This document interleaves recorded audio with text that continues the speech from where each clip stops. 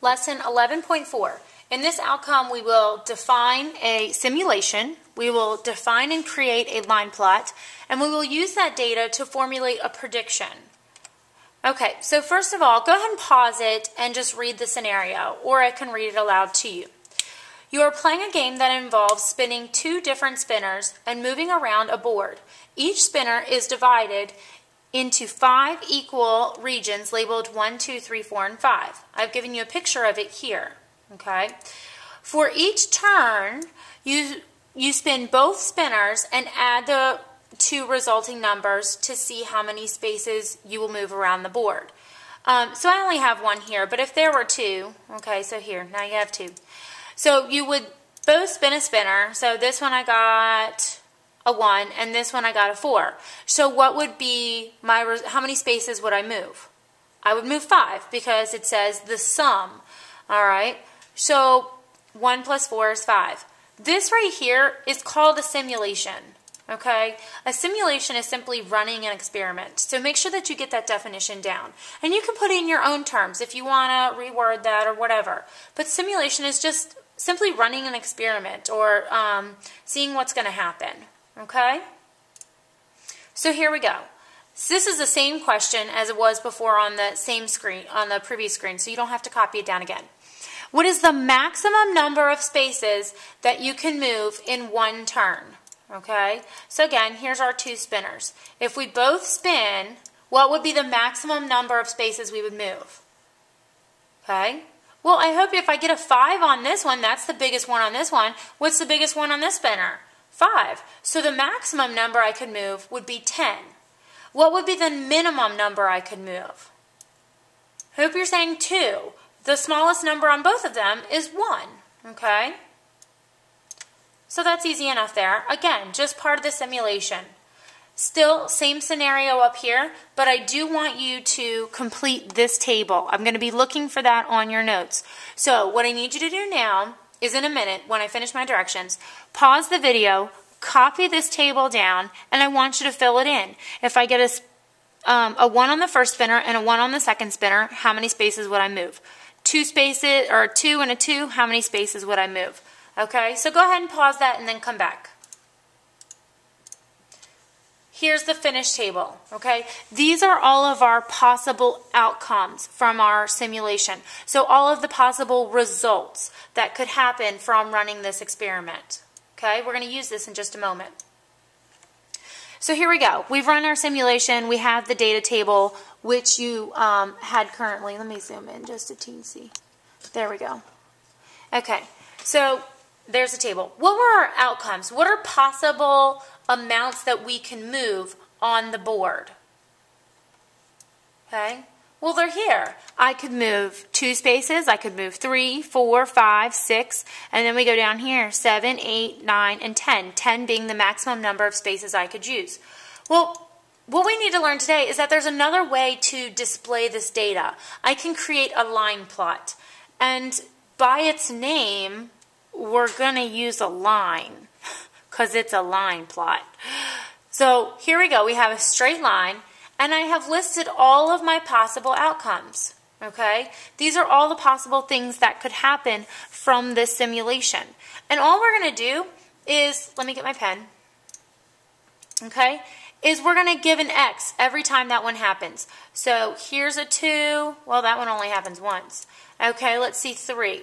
There's a 3, there's a 3, so that gets 2 X's. 1, 2. See what I'm doing here? Oh, look at that. Oh, I'm seeing a little pattern here.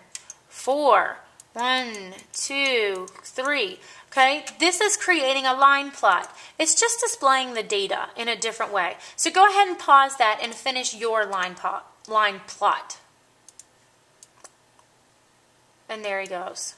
Okay, there's a line plot. Notice the shape, how it all makes like a bell curve. Okay, so we have on our outsides, we have our lowest amount of frequency, and in the center we have our highest amount of frequency. You could also see this if you looked at my grade book. You would see these would be A's and B's. Oh, and then here that would be the C's, and then hopefully our D's and E's are down here as well. Okay, but in relation to our problem with the spinners, there's our line plot. Okay? Now that we have our line plot, I want you to answer a couple of questions. If you want, you can pause it now, read it to yourself, but I'm going to go ahead and read it and then give you time to answer it. If you spin a sum of 6 on your next turn, you will lose a turn. If you spin a sum of 7, you will win the game. Which outcome is more likely? So now we have to think about probability. So I'm looking at a sum of 6. Well, that happened 1, 2, 3, 4, 5. That happened 5 times, okay? 5 out of how many, though? 5 out of, count them up, 25.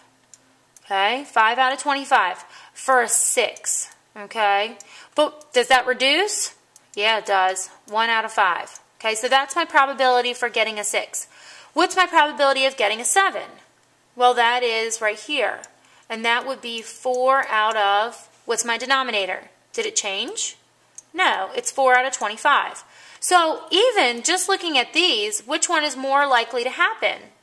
5 out of 25 is greater than 4 out of 25. And that's what you would need to say when answering these questions. You need to use your math vocabulary that you have. Okay? You need to say that 5 out of 25 is greater than 4 out of 25. Therefore, it is more likely to occur. Okay? Next question. On your next turn, what is the probability that you will move 4 spaces? So probability, that's expressed as a fraction or a percent. So I look at the 4. Okay? So that happened 4 out of how many times? Oh, I'm sorry. 3. 1, 2, 3. My bad. 3 out of 25. Does this reduce? No. So you just leave it as 3 out of 25. Or you could change it to a percentage and be 12%. All right? Now, this one I want you to look at. This is the prediction. If I spin the spinner 50 times, what is the probability that I will get a sum of 9? Okay? Well, think about it. All right? What do I know about 9? How many times did 9 occur?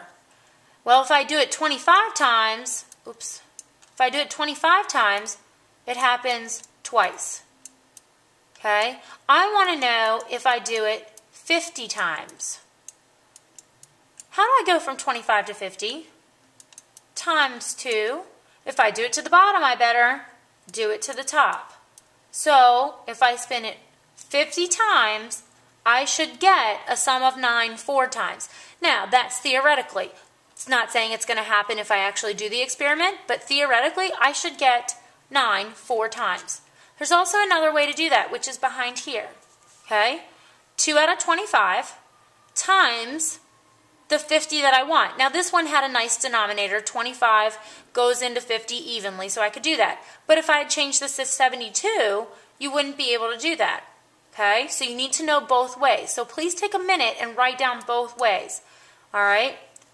I can put 50 over. What can I put 50 over that doesn't change it at all?